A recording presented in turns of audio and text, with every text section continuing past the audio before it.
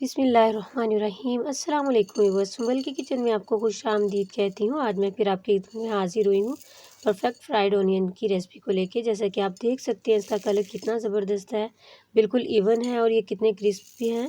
तो आज मैं आप लोगों को कुछ टिप्स दूँगी, आप इन टिप्स को फॉलो करेंगे तो आपकी प्याज भी बहुत ही ज़बरदस्त तलकर तैयार होगी और आप इसको ढेर सारी क्वांटिटी में बनाकर स्टोर भी कर सकते हैं। तो जैसे कि रमज़ान आ रहे हैं तो आप ये बनाकर रख लें तो ये आपकी ग्रेवी वगैरह में काम आएगी। तो आइए इसको बनाना शुरू करते हैं। तो इसके लिए सबसे पहले आपने अच्छी क्वालिटी के प्याज ले लेने हैं और गोल गोल हों और मीडियम साइज़ के हों, आप देख सकते हैं इस तरीके से आपने ले लेने हैं। तो अब हम इसको काट लेते हैं।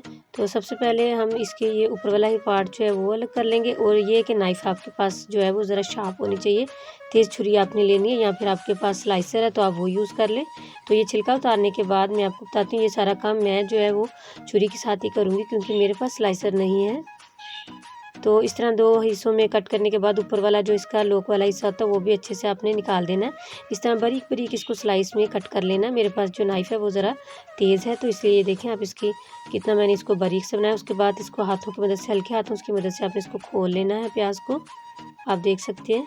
और जैसे ही साथ साथ आप इसको करते जाएँ तो इसको किसी ट्रे में आप फैलाते जाएँ ताकि इसका मॉइस्चर जो है वो थोड़ा सा खुश्क होता रहे।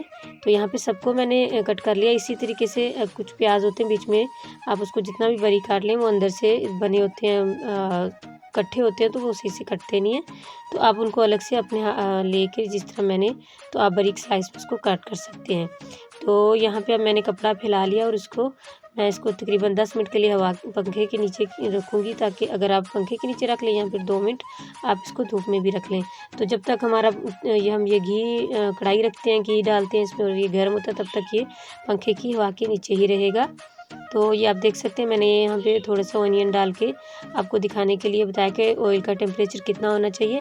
जो ही हम प्याज इसमें डालें तो प्याज नीचे तले के साथ बिल्कुल नहीं लगे, वो फ़ौरन से फ्लोट होके ऊपर आ जाए। तो इस तरह आपका जो ऑयल या आप घी यूज़ करें उसका टेम्परेचर होना चाहिए। तो आग जो है वो आपकी मीडियम हाई होनी चाहिए, ठीक है। और तेल गरम जो है वो आपने देख लिया कि जैसे ही आप प्याज एक डाल के देख लें वो फ़ौरन से ऊपर आ जाए उठकर। जब आप इस प्याज को डालेंगे तो वो एकदम से बबल बहुत ज़्यादा बनेगी, फिर साथ में थोड़ी देर में बैठ जाएगा।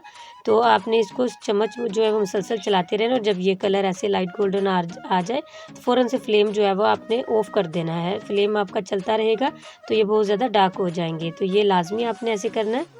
फ्लेम आपने चलता हुआ नहीं छोड़ना, फ़ौरन से बंद कर देना है। और एक ही दफ़ा में सारे प्याज आपने फ्राई नहीं करने। मैंने ये जितने मेरे पास थे, तकरीबन मेरे पास 2 किलो के करीब प्याज थे, जिनको मैंने यहाँ पे फ्राई करने के टाइम पे मैंने 3 दफ़ा इनको फ्राई किया है। एक ही दफ़ा में आपने नहीं करना। और घी यहाँ पे मैंने ले लिया था 750 ग्राम के करीब, मैंने जो घी का यूज़ किया है। और कढ़ाई मेरी बड़ी थी, बर्तन भी आप बड़ा लें क्योंकि जब आप प्याज डालते हैं तो वो उबल के वो उछल के ऊपर को आता है। तो इस तरीके से आप बर्तन जो है ना इस वजह से बड़ा लें। तो यहाँ पे देखें, यहाँ पे पहले मैंने जो कलर था वो थोड़ा सा हल्का सा ज़्यादा पे मैंने उसको निकाल लिया था। यहाँ पे मैं बिल्कुल लाइट पे ही फ्लेम को ऑफ़ कर दूँगी। तो इस पे निकालेंगे तो दोनों का रिज़ल्ट भी मैं आपको बाद में दिखाऊँगी। तो इसलिए आपने बिल्कुल लाइट गोल्डन कलर जब इसका आ जाए तो आपने फ्लेम ऑफ़ कर देना, क्योंकि ऑयल या घी गर्म होता है तो टेंशन नहीं होती, वो सही हो जाता है ना। तो क्रिस्पी रहेंगे ये ना आप समझे कि ये क्रिस्प जो है वो नहीं होंगे। तो यहाँ पे इसका आप कलर देखें, तो इसी कलर पे मैंने इसको निकाल लिया। तो यहाँ पे मैंने कुछ प्याज जो है ना वो चॉप करके भी रख लिए हुए, इनको फ्रीज़ किया हुआ है, आप देख सकती हैं ये मैंने चॉप किए हुए हैं। क्योंकि रमज़ान आ रहे हैं तो आपको अगर चॉप के प्याज चाहिए तो आप चॉप को यूज़ कर सकते हैं। स्लाइस किया है, स्लाइस करके भी रख लिए हैं, मतलब टाइम की बचत हो, हमें करना ना पड़े। तो यहाँ पे मैंने प्याज को फ्राई करके भी रख लिया। तो इसको अब स्टोर करने का तरीका है कि आप या तो कोई ज़िप-लॉक बैग ले लें या फिर एयर टाइट कंटेनर में इसको आप इस तरीके से बंद करके रख दें। तो इस तरीके से कर रही हूँ ताकि इसमें जो इसके अंदर हवा होती है इस तरीके से आप निकाल लें ताकि हवा इसके अंदर नहीं रहे। तो आपने इसको फ्रिज में नहीं रखना, क्योंकि फ्रिज में आप अगर इसको रखेंगे तो मॉइस्चर आ जाता है। तो ये इस तरीके से आप इसको बनाकर आप कौरमे में यूज़ कर सकते हैं, बिरयानी में, पुलाव में, मतलब ये आपकी बहुत ईज़ी हो जाएगा आपके लिए। तो यहाँ पे मैंने स्लाइस करके भी रख लिए हैं, चॉप करके भी रख लिए हैं और तल कर भी रख लिए हैं। तो ये मेरे लिए बहुत ही आसानी हो जाएगी, तो मैंने सोचा मैं आपके लिए साथ भी शेयर करूँ। तो आप भी ज़रूर ऐसा ही कीजिए, बहुत आसानी रहेगी आपके लिए। प्याज को फ्राई करने के लिए 2-3 बातों का आपने ख्याल रखना है। एक तो इसको बहुत बारीक कट करना है, दूसरा आपने फ्लेम जो है वो मीडियम हाई पे रखना है और जब आप इसको लाइट गोल्डन पे आपने इसको निकाल लेना है और फ्लेम को आपने ऑफ कर देना है फ़ौरन से, जैसे ही इसका लाइट गोल्डन कलर आ जाए। तो बस आपने इन चीज़ों का आप ख्याल रखेंगे तो आपके भी प्याज बहुत ही क्रिस्प बनेंगे और बहुत ही अच्छा कलर होगा उनका, ठीक है।